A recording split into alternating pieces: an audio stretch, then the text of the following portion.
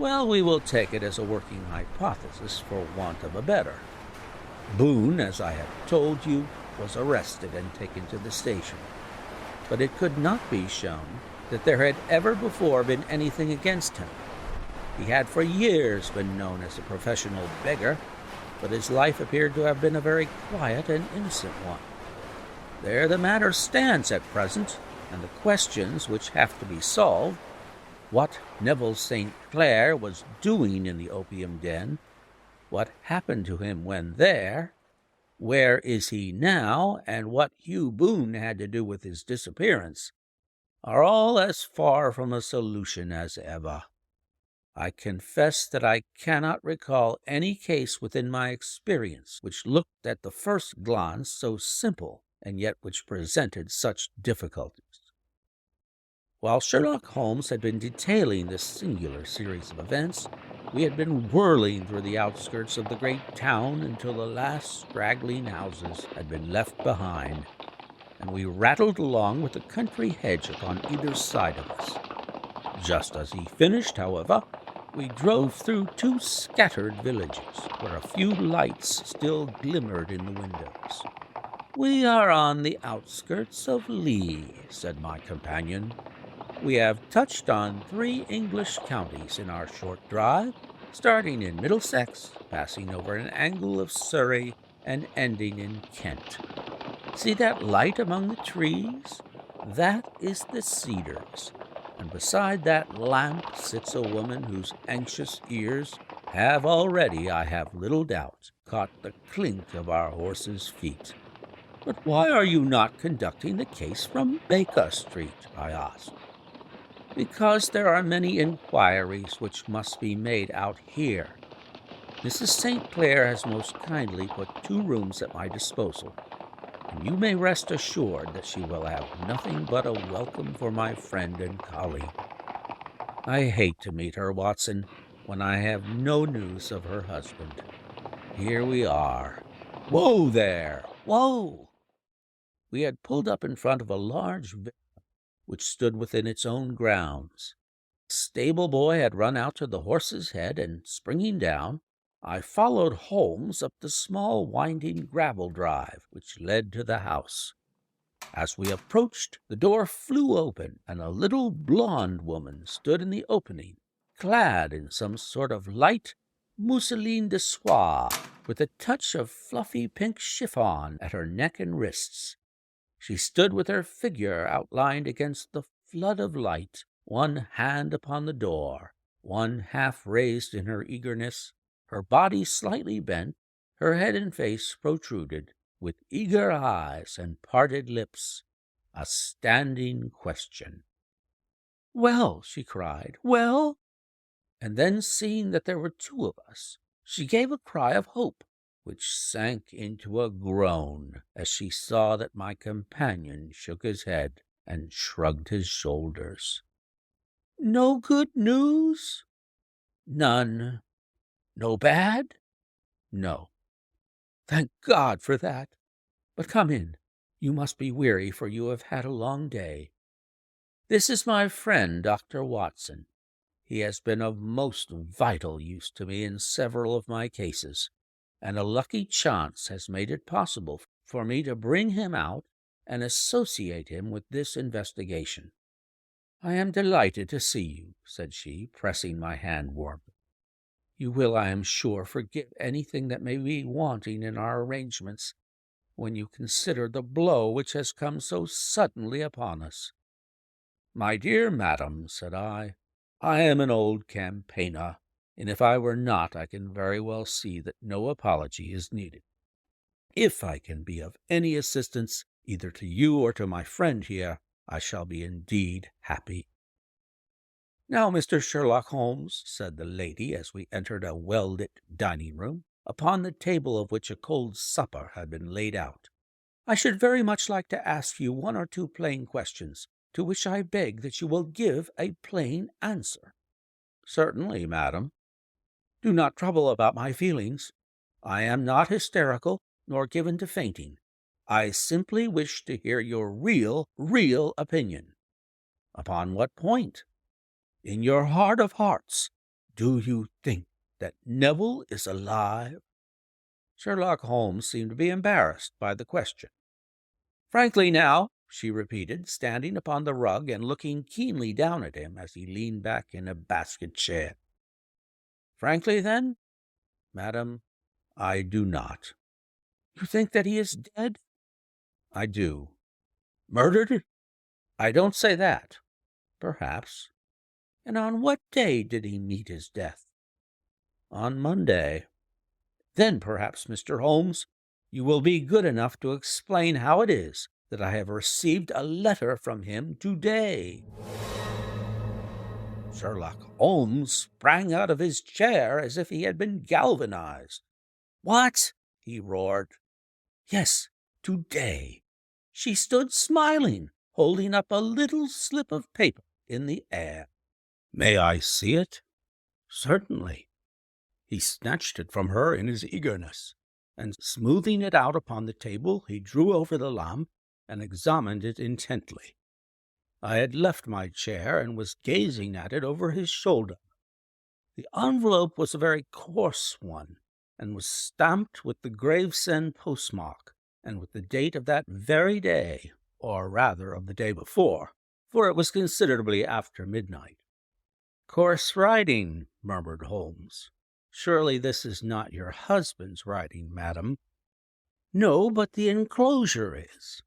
"I perceive also that whoever addressed the envelope had to go and inquire as to the address." "How can you tell that?" "The name, you see, is in perfectly black ink, which has dried itself. The rest is of the grayish color which shows that blotting paper has been used. If it had been written straight off and then blotted, none would be of a deep black shade. This man has written the name, and there has then been a pause before he wrote the address, which can only mean that he was not familiar with it. It is, of course, a trifle, but there is nothing so important as trifles. Let us now see the letter. Ha! There has been an enclosure here. Yes, there was a ring, his signet ring. And you are sure that this is your husband's hand? One of his hands? One. His hand when he wrote hurriedly. It is very unlike his usual writing, and yet I know it well. Dearest, do not be frightened. All will come well. There is a huge error which it may take some little time to rectify. Wait in patience, Neville.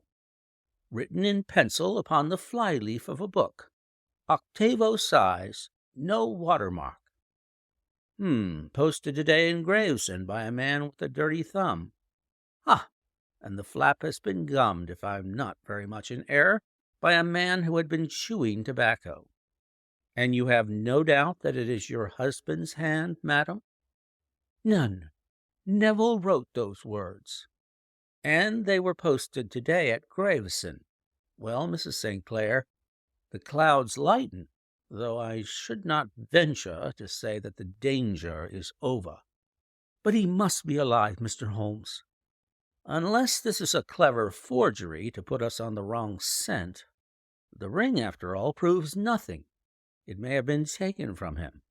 No, it is his very own writing. Very well. It may, however, have been written on Monday and only posted today. That is possible. If so, much may have happened in between. Oh, you must not discourage me, Mr. Holmes. I know that all is well with him.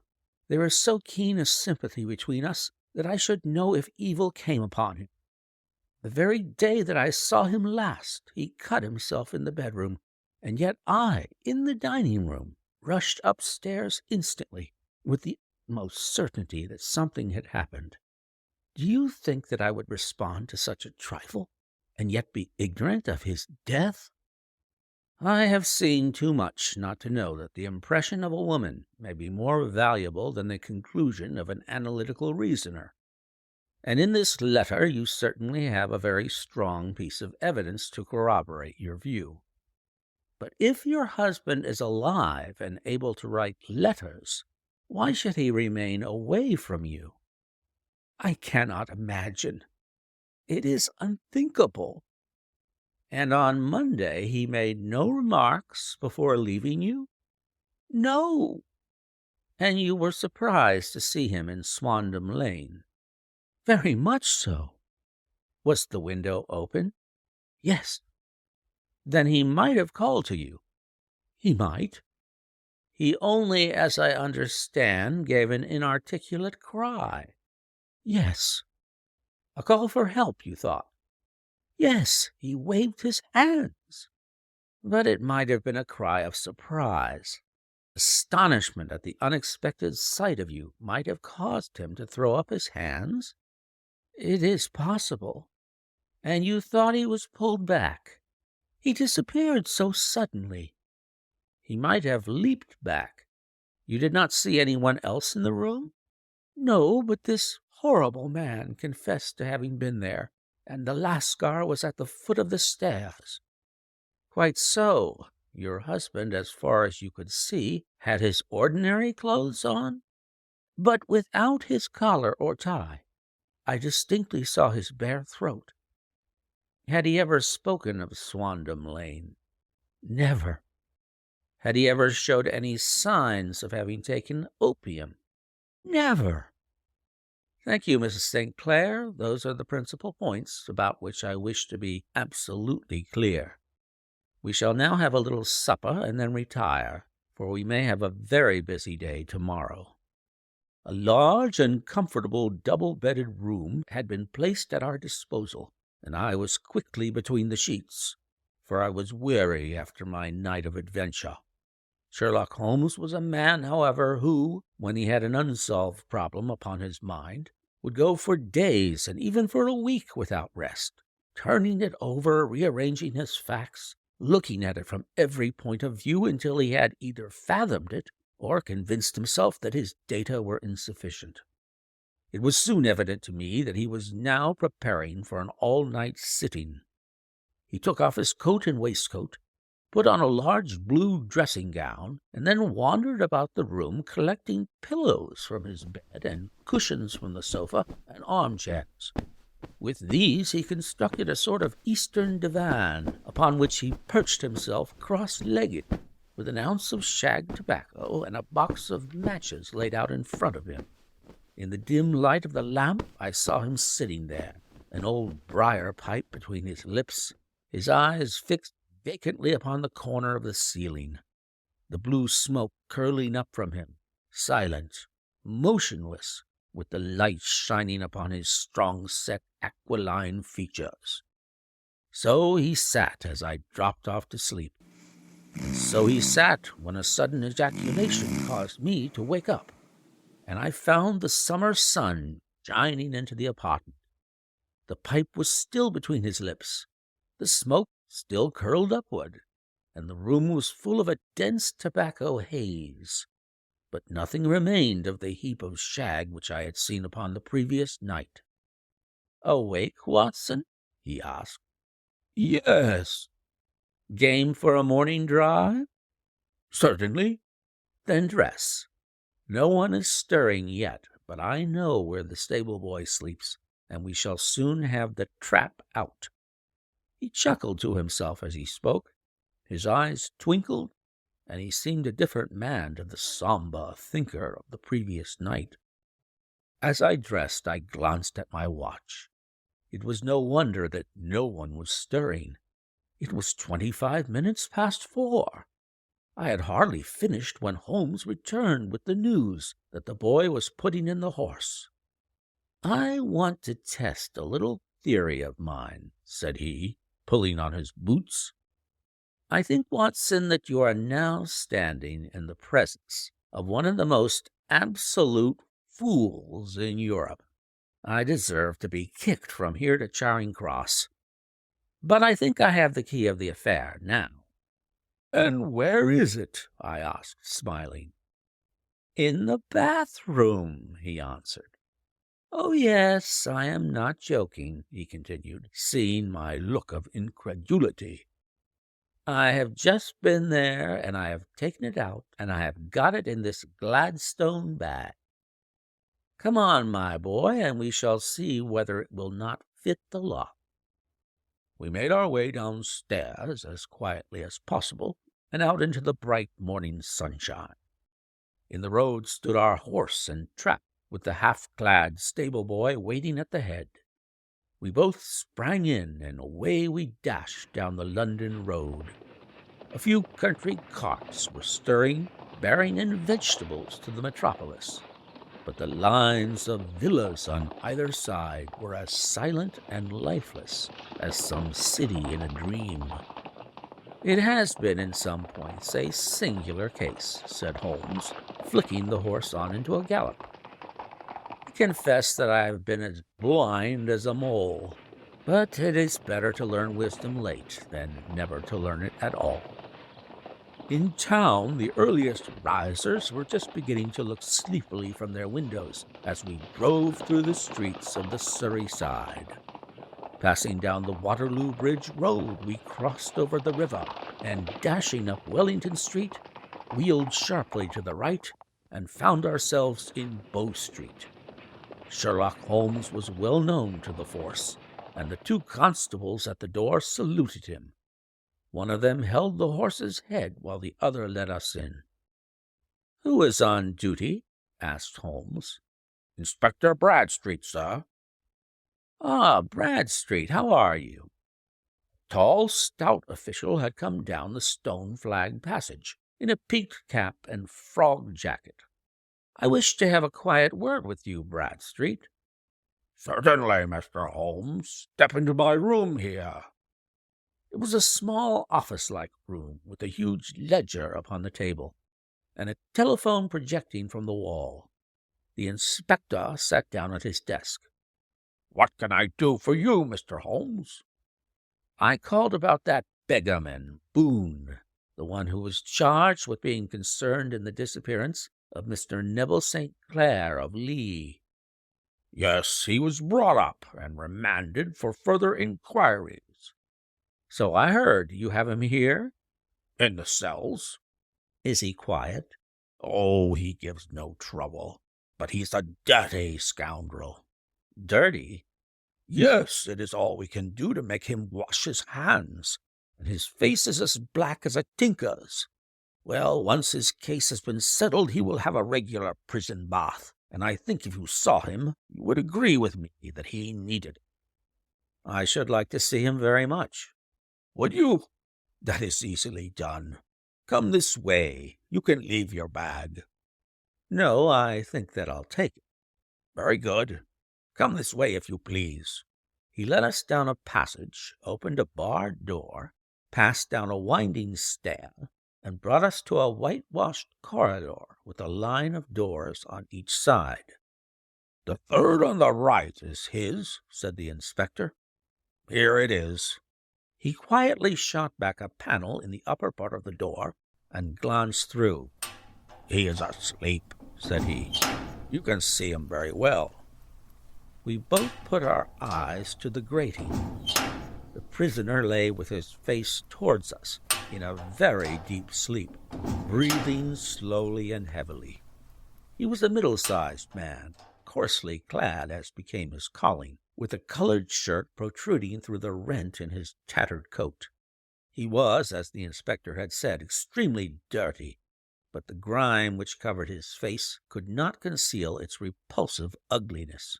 A broad wheal from an old scar ran across it from eye to chin, and by its contraction had turned up one side of the upper lip, so that 3 teeth were exposed in a perpetual snarl. A shock of very bright red hair grew low over his eyes and forehead. "He's a beauty, isn't he?" said the inspector. "He certainly needs a wash," remarked Holmes. "I had an idea that he might, and I took the liberty of bringing the tools with me." He opened the Gladstone bag as he spoke, and took out, to my astonishment, a very large bath sponge. "You are a funny one," chuckled the inspector. "Now, if you will have the great goodness to open that door very quietly, we will soon make him cut a much more respectable figure." "Well, I don't know why not," said the inspector. He doesn't look a credit to the Bow Street cells, does he?" He slipped his key into the lock, and we all very quietly entered the cell. The sleeper half turned, and then settled down once more into a deep slumber. Holmes stooped to the water jug, moistened his sponge, and then rubbed it twice vigorously across and down the prisoner's face. "Let me introduce you," he shouted, "to Mr. Neville St. Clair of Lee in the county of Kent. Never in my life have I seen such a sight. The man's face peeled off under the sponge like the bark from a tree. Gone was the coarse brown tint. Gone, too, was the horrid scar which had seamed it across, and the twisted lip which had given the repulsive sneer to the face. A twitch brought away the tangled red hair, and there, sitting up in his bed, was a pale, sad-faced, refined-looking man, black-haired and smooth-skinned, rubbing his eyes and staring about him with sleepy bewilderment. Then, suddenly realizing the exposure, he broke into a scream and threw himself down with his face to the pillow. "Great heavens!" cried the inspector. "It is indeed the missing man. I know him from the photograph." The prisoner turned with the reckless air of a man who abandons himself to his destiny. "Be it so," said he. "And pray what am I charged with?" "With making away with Mr. Neville St. Oh, come, you can't be charged with that unless they make a case of attempted suicide of it," said the inspector with a grin. "Well, I have been 27 years in the force, but this really takes the cake."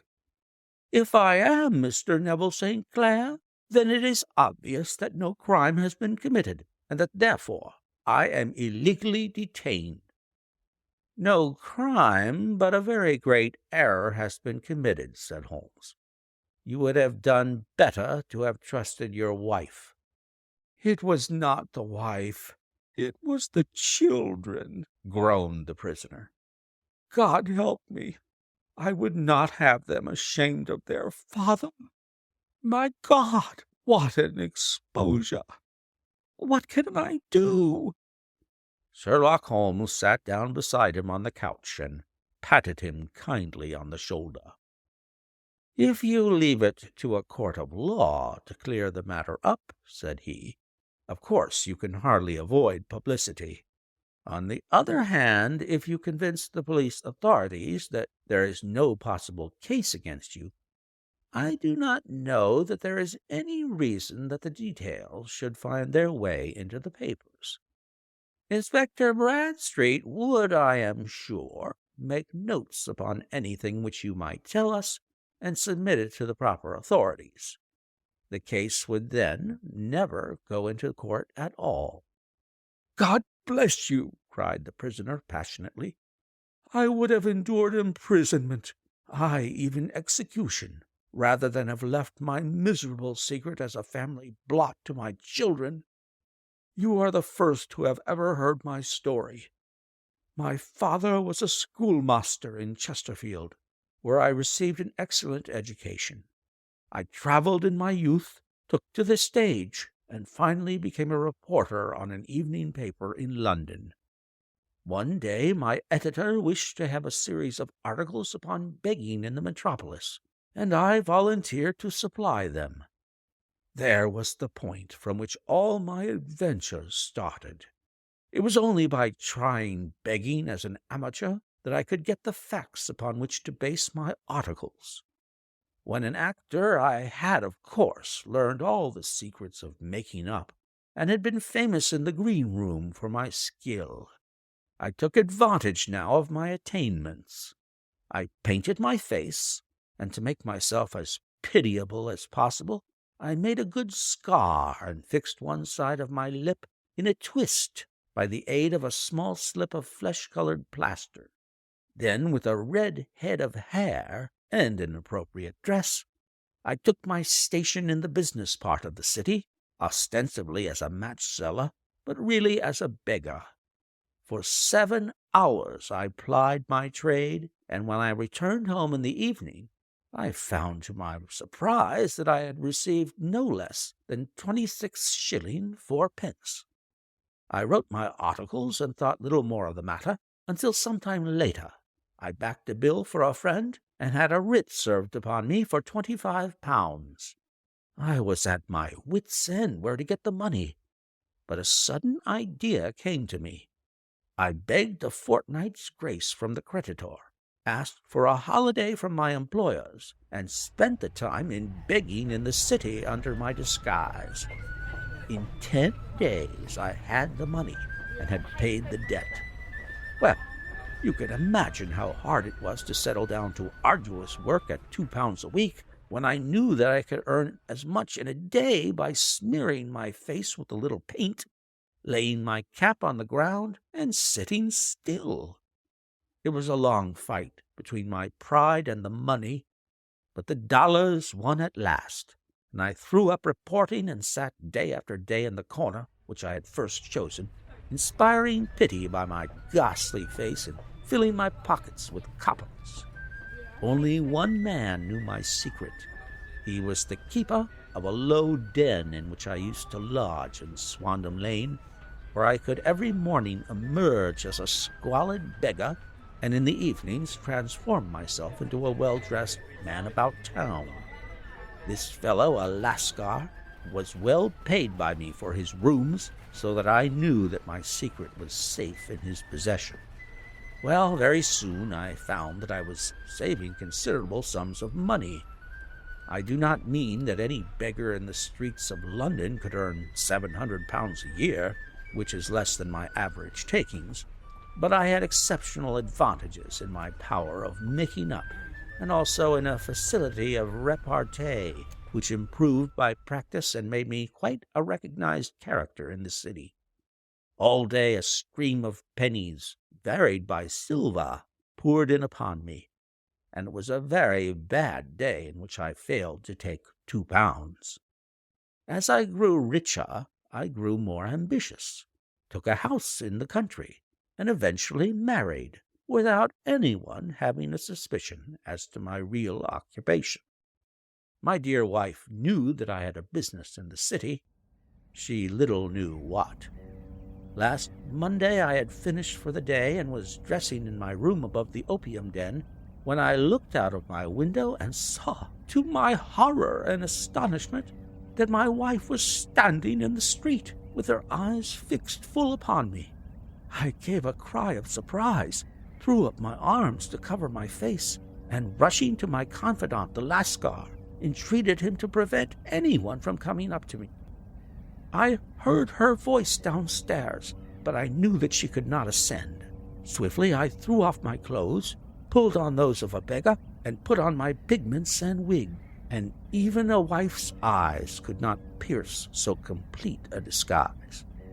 But then it occurred to me that there might be a search in the room, and that the clothes might betray me.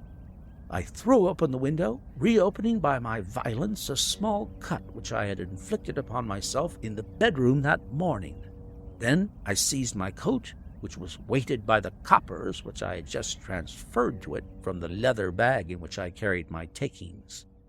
I hurled it out of the window, and it disappeared into the Thames. The other clothes would have followed, but at that moment there was a rush of constables up the stair, and a few minutes after I found, rather I confess to my relief, that instead of being identified as Mr. Neville St. Clair, I was arrested as his murderer. I do not know that there is anything else for me to explain. I was determined to preserve my disguise as long as possible, and hence my preference for a dirty face. Knowing that my wife would be terribly anxious, I slipped off my ring and confided it to the Lascar at a moment when no constable was watching me, together with a hurried scrawl telling her that she had no cause to fear. "That note only reached her yesterday," said Holmes. "Good God! What a week she must have spent!" "The police have watched this Lascar," said Inspector Bradstreet, and I can quite understand that he might find it difficult to post a letter unobserved. Probably he handed it to some sailor customer of his who forgot all about it for some days." "That was it," said Holmes, nodding approvingly. "I have no doubt of it. But have you never been prosecuted for begging?" "Many times, but what was a fine to me?" "It must stop here, however," said Bradstreet. "If the police are to hush this thing up, there must be no more of Hugh Boone." "I have sworn it by the most solemn oaths which a man can take." "In that case, I think that it is probable that no further steps may be taken. But if you are found again, then all must come out. I am sure, Mr. Holmes, that we are very much indebted to you for having cleared the matter up. I wish I knew how you reached your results." "I reached this one," said my friend, "by sitting upon 5 pillows and consuming an ounce of shag. I think, Watson, that if we drive to Baker Street, we shall just be in time for breakfast." End of story. That's it for today's episode of AudiblySpeaking.com. New podcast episodes appear on AudiblySpeaking.com approximately once every 2 weeks. Please subscribe to Audibly Speaking on iTunes or whatever podcast aggregator you enjoy. Until next time, this is Rick Reiman. Happy listening.